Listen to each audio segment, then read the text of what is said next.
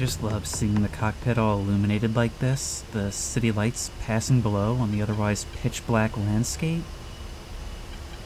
And that beautiful sunset over the horizon, although it'll probably be completely dark by the time we arrive, or at least sometime during this mission. Which is honestly just how I like it. Hello everyone! And welcome back, once again, to DCS World.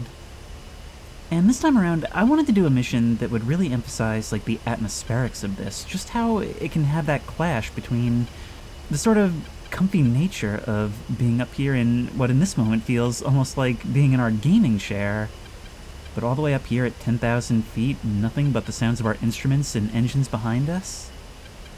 But also the somewhat sinister side of this. I mean, we are on our way to end a whole lot of lives in a way that's kind of like swatting flies.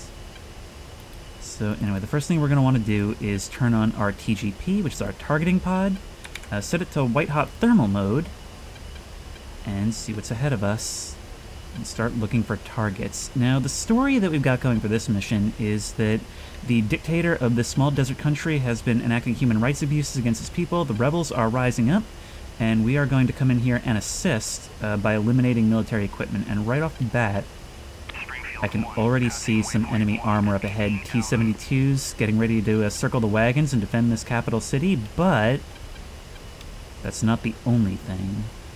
See, if we look on our RWR here, our radar warning receiver, we see these dog-ear radars are tracking us. That'll be one of these guys right here. Right next to it is an SA-13 surface-to-air missile system. Those are extremely short-range, like they can only engage within a few miles. But when paired with a dog-ear radar, they can get a bit more out of that.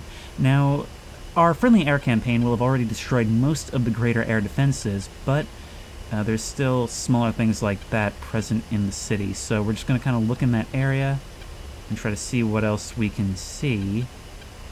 Is there something there? No. Oh, there is something over here, though. We got a couple more tanks hiding in those ruins. We want to look out for anything mobile. Now, if we look forward, yep, as we're starting to arrive, you can kind of see all that AAA firing, all those guns firing into the air, and it's a terrible and beautiful sight. Now, the other thing I want to look for is more over here. You can see a whole lot of smoke. That is the airfield. Oh, there's a helicopter flying this way. I can't tell if that's friendly. It's probably not friendly. But down there... Oh! I was just gonna get ready to explain this, but what we just witnessed was the impacts of several JDAMs. In fact, if we look over here, you see that 20 and 21 flying by. You can probably barely see that, but that's a pair of friendly F-15s that have just destroyed some air assets on the ground.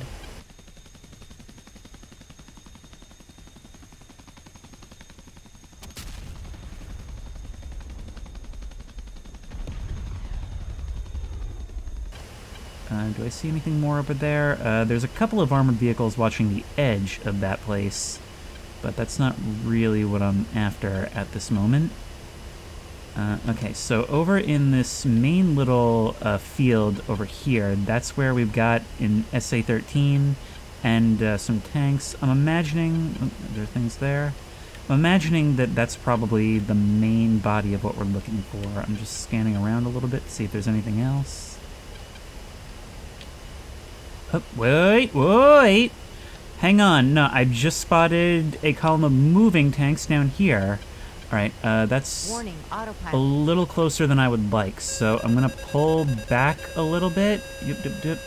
And we are going to switch to our Maverick missiles. So what we're gonna do now is point the nose towards them. Our TGP will show us where we're looking relative to them, and we can get the Mavericks to look directly at them. Oh, that is so close. And 1, 2, looks like 5 tanks in total.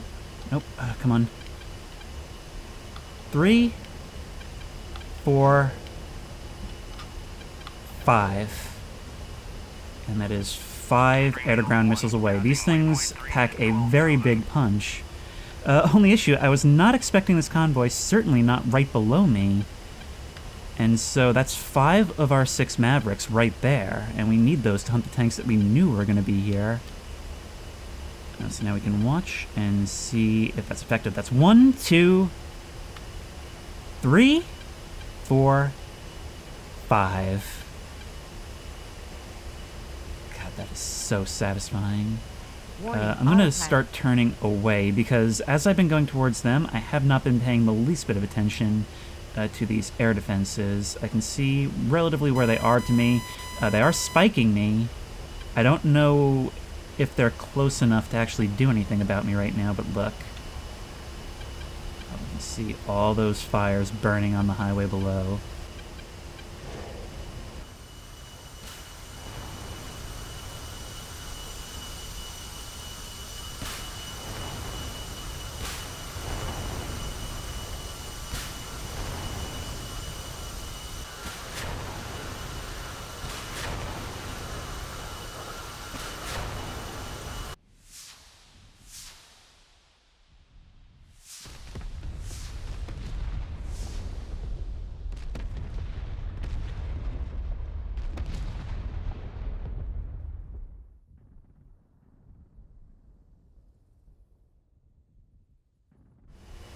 Alright, I'm gonna swing this thing back around, and I'm gonna start looking for the SA-13s that we know are there. Because destroying those air defenses is gonna be the first thing. The AAA that's down there is firing upward, but they're kind of blind firing. They don't actually have any way to see me, because I don't have any lights on. However, if I get too close... well, then they will. Look, we turn this way, away from the sunset. You can hardly see anything except for some faint, faint stars. And this is what I was hoping to kind of convey. Like 2 seconds ago, I was hyper-focused on these screens below me. It's like being in a submarine, waiting to see if my death will land where I decided to drop it. And then I look around and find that I'm just like floating in the void. Now, if we want, we can turn on our night vision, and that allows us to see ourselves and the terrain a bit more clearly. We don't want to use that all the time because our instruments are going to blind us. But it is something we can do if we become a little disoriented. Okay. Now we look over there. That white wedding cake right there and the green box around it, that shows us where our TGP or our camera is pointed. And so we can kind of use our own eyes to figure out where we want to position it, even before we look at the screen, and it makes it a lot easier to maintain our awareness. Now those lights over there, the blue and white, are obviously the airfield. We want to avoid that. I would bet that one of these SA-13s is probably there. But in this field I can also see, I can see a whole bunch of other things in that circular roundabout in front of those buildings. But I know that at least one of the SA-13s is here. So we'll get ready to deal with him. If we look over at the airfield, we can see those are those probably MiG-29s that the F-15s just hit. So we won't have to worry about any airplanes taking off to attack us. Actually, that whole airfield is burning. You can see tracer fire rising from the city. And yep, there we go. There is another SA-13 and dog ear combo platter. But we're going to deal with the closer one first. Okay, that on the radio is the F-18s, or F-15s leaving. So the launcher is our primary concern. So we are going to switch to our Hydra rockets. Like, those T-72s rolling down the road, just obliterated. No way for them to ever even know what hit them. One moment they're probably all incredibly anxious, driving down the road into a war zone. And the next they're all just deleted one after the other. The ones in the back, well, they were probably aware of what was happening. We have killed at least 15 people tonight, and it certainly doesn't feel like it. So now we've got our Hydra rocket selected. We're flying in, we're going to wait until we're about 4.5 miles away, as indicated by the numbers on the bottom right. And you can see that flashing L. That means that we are laser designating them. These are laser-guided rockets. So even if we peel away, even if we're not aiming directly on, those rockets should still find their way. Of course, there's always some room for things to go wrong. We're going to want to peel off in just a second because we don't want to get so low that some of that AAA might get lucky. There we go. That's one rocket away. And we're going to come back up and start gaining altitude. As long as we keep it off of our right wing, the camera should still be able to see it, and that rocket should hit.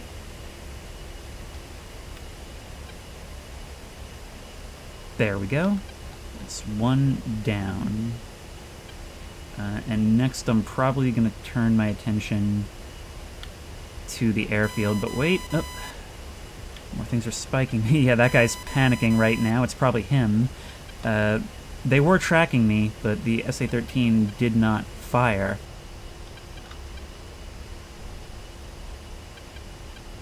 That little dot down there shows where it is. If the burning wreck of the SA-13 didn't already do that, it just exploded again. Alright, 3.2 miles. We're gonna fire that rocket. I'm worried we're turning right, so I'm worried we might lose the track. It might be better just to break the laser. There we go. Oh, that one popped. Wow, I don't know if I've really used one of these on a dog ear radar before, but it certainly didn't hold up like a more armored vehicle would. Here's the problem I'm having now, is I thought there were two of these things, but I'm still seeing two, which means there's a third dog ear radar somewhere. And probably a third SA-13 with it. So that's the one at the airfield. Is there somebody else down there? They would probably put it somewhere close to the depot where all these guys are. We can get a better look at what's down there while we're at it. There's still some civilian traffic moving around them. I hope they get out of there. There's one of those AAA cannons firing. Firing at what? Who knows? It's atmospheric. I'm seeing a cluster of things over here. There it is! Yep, there's another SA-13 and another dog ear. So we're gonna take them out first because they're closer. Warning, autopilot. And of course we're gonna want to try and avoid overflying the airfield because that would put us pretty close to the other one.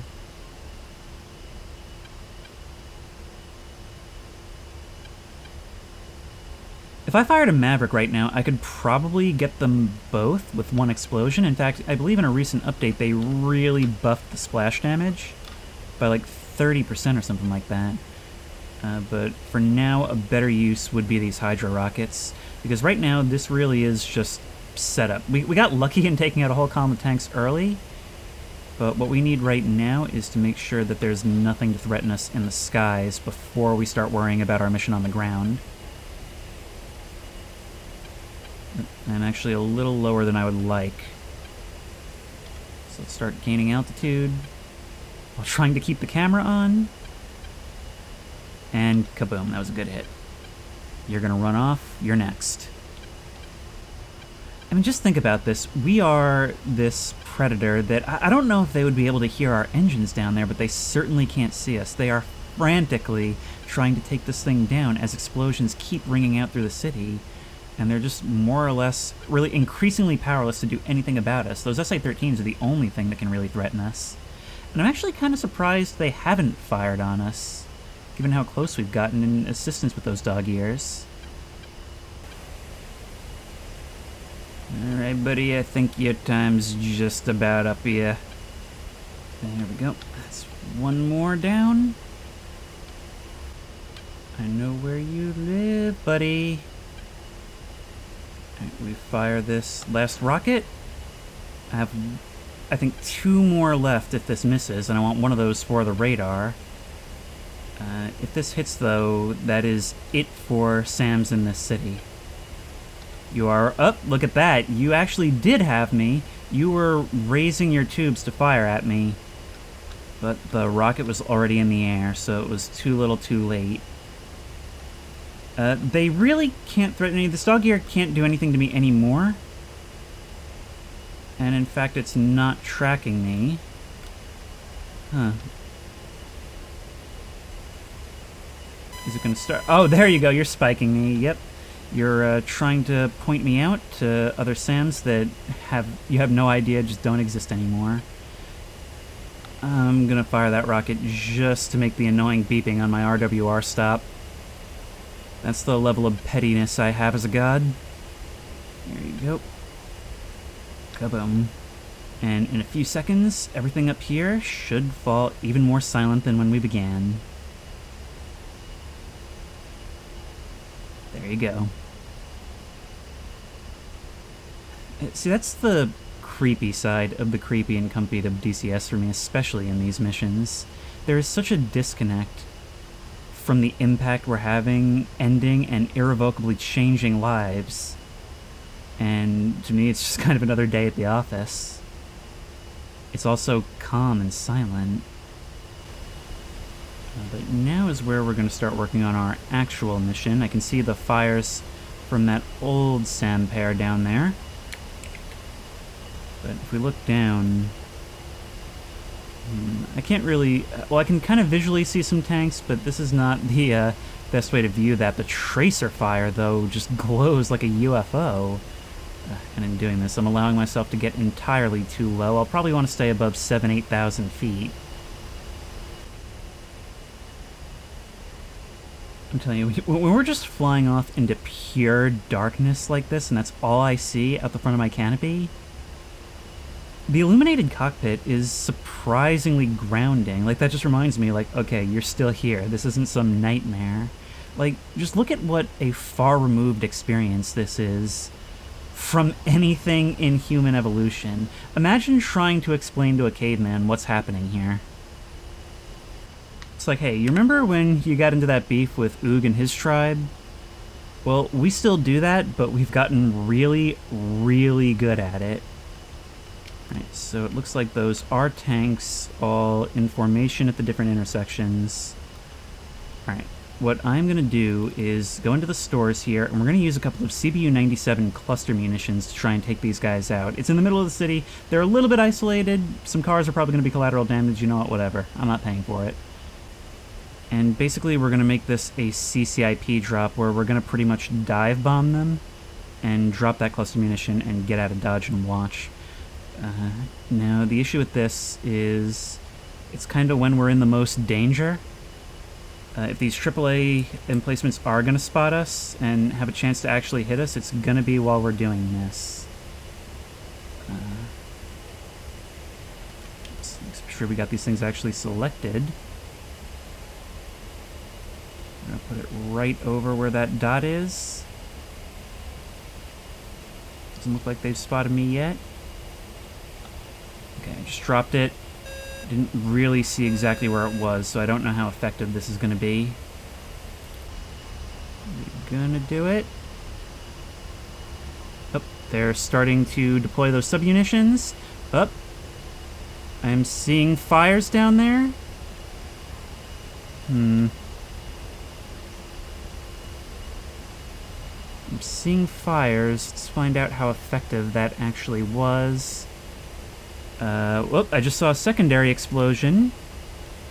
So it looks like a fire there. We may have gotten all three. I think we got at least two. I'm gonna have to circle back and do a BDA, or battle damage assessment. Look at that, I can see the fires burning, the secondary explosion. Now there's glow coming from down there that's almost as bright as my own instruments. Okay, let's have a closer look at what that actually accomplished. More things exploding. Yep, I can definitely see the burned wrecks of tanks. It looks like we might have gotten all three with that. That was beautiful. That was beyond what I expected. Wait. We've got something over there. Oh no, that tank didn't die. I mean, it's heavily damaged, I think. But it managed to limp away. Whatever that is... Oh, that's a different vehicle. Okay, so we got two of them down, one heavily damaged. That's okay. That's a very good result. That's out of the fight.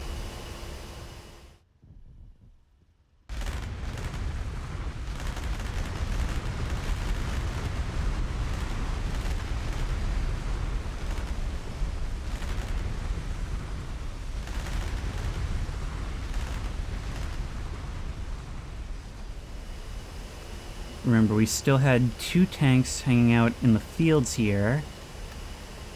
So that one right there, we'll put a point track on him in case he moves. I don't know if they're aware of everything that's going on. They're just sitting out here in the field watching the tracers, same as us. And they don't know that there's a hunter in the sky that can see them just fine. Or maybe they do at this point. But anyway, we're going to start using our GBU-12s. Or actually, no, I forgot. We still have another Maverick left. Well, with that being the case, we are going to bring this... Oh, we're a little bit close. We are a little bit close. Warning, autopilot. But we should be fine. Maverick out. We've got an impact there. I lost TGP for a second. But we don't need to keep the lock on TGP in order for the Maverick to get there. What we're seeing on the left screen is its own Seeker Head's TV camera, so that's no issue. Now, we're going to change our tactics a little bit for this guy here, because in addition to our Mavericks, and we have 1 cluster bomb left, we are also carrying 4 GBU-12 laser-guided bombs. And now's where things start to seem maybe a little bit more unfair than they even already did, because we can just hang out here sitting pretty at over 10,000 feet. And as long as we switch to CCRP, Continuously Calculated Release Point, we can drop them from right up here. We don't even have to dive. So right now we're pointing at this tank, and we've got this reticle right here. We basically want to try and keep that line as close to the center of the circle as possible. And that's going to help us make sure we're flying directly over the target at like 11,000 feet. So some of these, I'm seeing tracers go higher than this, but we'll probably be fine. It'll be pretty hard for them to hit us accurately. Famous last words. And the advantage to a laser-guided bomb, as opposed to like a JDAM, is that a JDAM is GPS-guided, so it gets the coordinates from the TGP and will drop based on that. But it can't change that in flight. Whereas a laser-guided bomb, as long as we have this guy tracked here, our laser designator can get the bomb to change its direction in flight. Now that doesn't really matter right now, but if it were to start moving, a JDAM would hit the same spot anyway, where the laser-guided bomb would be able to correct. So we're going to watch the show. White-hot thermal mode makes this look really, really satisfying. And there it goes. It's like playing the AC-130 level in Call of Duty Modern Warfare, except we're actually in control of it, and we actually have to, put in all the work to make this happen. So I'm just going to kind of move this around and look for more stuff. What? Hello? Hello? There. Oh, wait. Look at that. Well, first of all, there's a tank standing guard in front of this, but they've amassed a little base inside the stadium. I'm seeing what looks like, yep, there's some little armored vehicles, a whole bunch of trucks, camo netting, other vehicles. They've got a staging area in there. Okay, well, I know that there were guys by these ancient ruins outside the city. Where were they? I see one of them, I don't see the other. Maybe he's behind one of these walls. But we're gonna just quickly drop some more of those laser-guided bombs, and then we'll head back up and see what's up with the stadium. Look at this. I was not wrong. The sun has completely set. I don't even know when that happened. Ooh, but that's eerie. I've just noticed the AAA has all stopped firing. Can they actually run out of ammo in this? Oh, there's somebody. Do they know something I don't? Well, maybe, because they are actually pretty close to the guys we dropped the cluster bomb on before, so they're probably a lot more aware of the situation than others. Alright, pickle. So that's another laser-guided bomb headed towards this guy in the ruins. There is civilian traffic passing right in front of him in the ruins. Probably waiting to hide there so that, you know, they'll all be in the dark and can ambush people coming up the road, like if a rebel convoy comes or something. So we're just going to continue watching him to see what happens. Ooh, some AAA actually going pretty close in front of me there. That might have just been a fluke, or somebody might have me.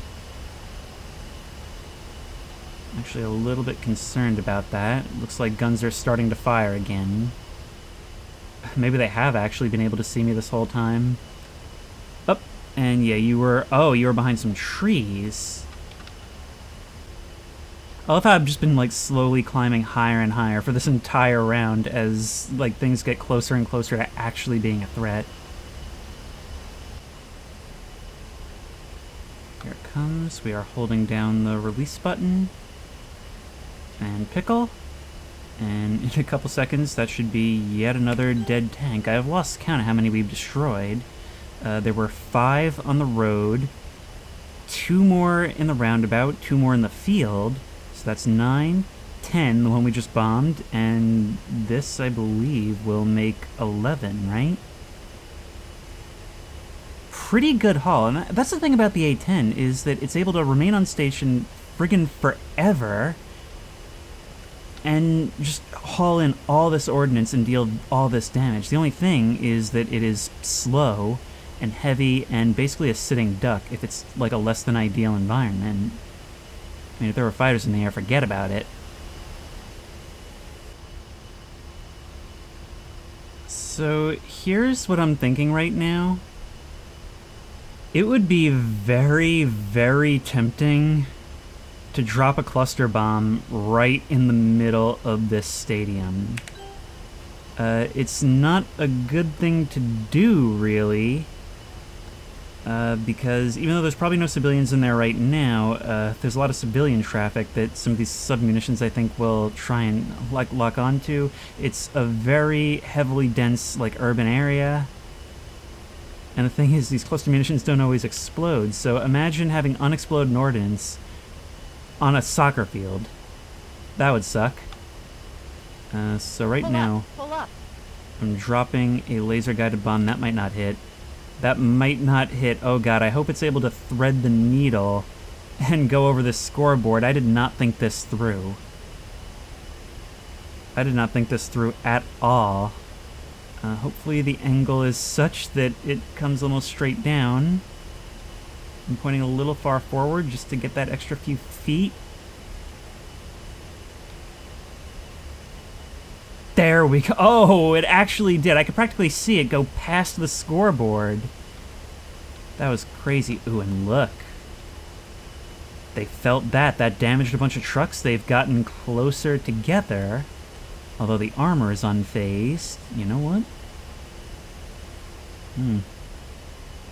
Maybe we don't need a cluster bomb.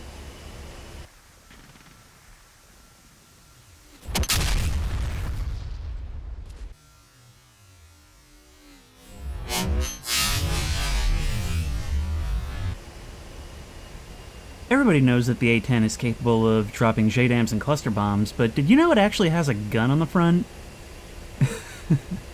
Oh my god, this is so stupid. We are exposing ourselves to so much risk. But you know what? We do it for the civilians. We do it for the civilians, and so that this stadium can continue to be used afterwards. Oh my god, this is dumb.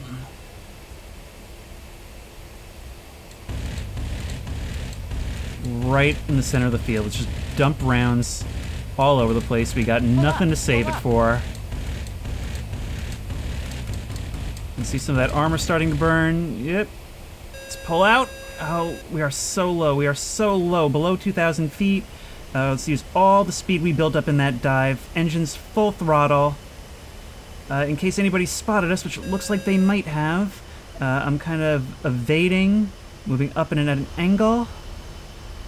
I'm just looking back to see if anybody shoots at us. All these guns have just stopped firing because they're trying to reassess. Like, did anybody see him? Did anybody see that? Oh, and it looks like somebody's actually got us. They must have some kind of night optics down there. Oh, we are so slow. We are so slow. I climbed too high too fast. But I gotta keep these maneuvers going. Just keep moving. We are at full throttle. Oh, but we're such a fat plane. I mean, less fat now that we've dropped a bunch of our ordnance. It's a good thing we're doing this last.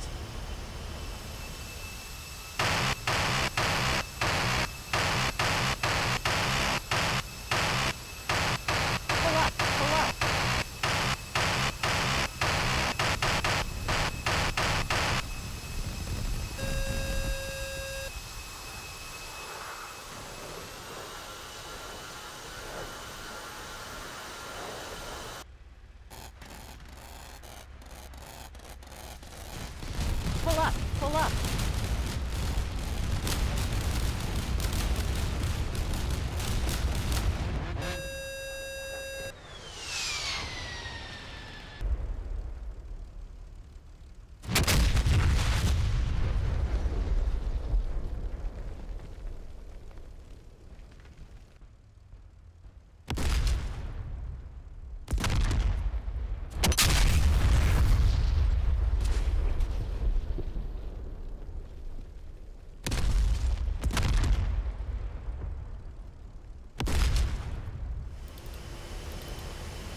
Oh, just look at that.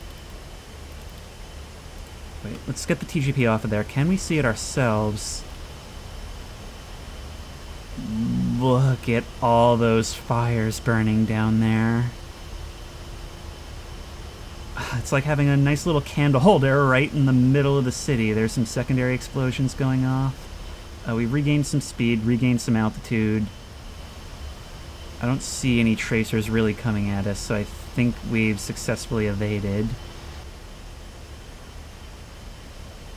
We're actually at a really nice twilight now, where for a while everything went totally dark, but now there's just, I don't know if you'll be able to see it, but there's just the slightest tinge of light where we can barely make out the horizon. We've experienced a nice variety of conditions in this mission. You gotta appreciate the beauty of nature when you're, doing this. I think we have, like, one Hydra rocket. Yeah, there's our one cluster bomb and one Hydra rocket hanging out. But other than that, we're completely out except for gun. So we could look around and maybe see if there's anything at the airfield we can do. I mean, there's no air defenses anymore. At the airfield, I can see all these fires burning. I love how these little spots where things, like, were destroyed are still hot, but hello. You can barely see it because there's no thermal signature. Well, that MiG-29 is badly damaged. What about the neighboring one? Okay, they're both pretty well destroyed. So, what's our total haul for this whole thing? We've destroyed a dozen T-72s, I think one more that was badly damaged. We took out an entire base that they were setting up in secret in the stadium. There were those 3 SA-13s and their accompanying dog gears, which means they don't even have short-range air defenses anymore. And just like a whole bunch of little targets of opportunity that got killed by those bombs and gun runs. That's pretty sweet. But yeah, that was my first attempt at a night run in the A-10C2, and I really hope I've been able to convey more successfully here than in other videos the comfy side and the creepy side of this job, Because ultimately at its heart, this is a job simulator. But I was really inspired by a comment one of you left on the last DCS video where you said how all of this, like, comfy commentary was juxtaposed against the sinister nature of what's actually going on here. And, just being able to be up here in the clouds, feeling the gentle motion of the aircraft, all these calming lights and gizmos and sounds, and just knowing what it is we're doing, the fires and the AAA tracers up into the air. The terror of being in the dark, knowing if any of these pretty little lights hits us, we're going to be spinning out of control in a fiery wreck in seconds. A lot of fun. In fact, on the ride back, I think I'm just going to turn off this HUD and just kind of appreciate this for what it is. And if you like this video, please remember to like, comment, and subscribe for more creepy and comfy content. If you have any ideas for other videos you think I should do, the best place to suggest that will be at the Discord, which I will link in the description. If you want to try this game out for yourself, that link will also be in the description. If you want to support me on Patreon, that link will be in the description. And as always, I'll see you in the next one.